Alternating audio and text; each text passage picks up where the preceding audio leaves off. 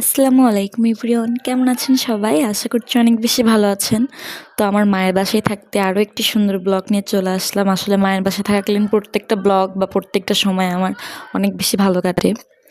তো সেদিন আমরা একটু ঘুরতে গেছিলাম, আপনাদের ভাইয়া আসছিল আর কি। আমি তো মায়ের বাসায় বেশ কয়েকদিন ছিলাম।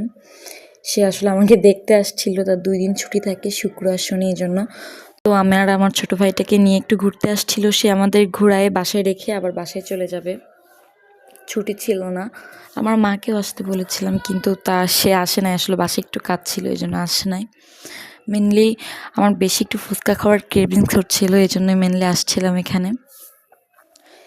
আগে যখন বাসায় থাকতাম মাঝে মধ্যে আসা পড়তো মায়ের সাথে, এখন তো আসাই পড়ে না। তো এই জন্য আসছিলাম ঘুরতে। আমার ছোটো ভাইটা তো বেশ এনজয় করছিল, সে আমার কাছে আসছিলই না।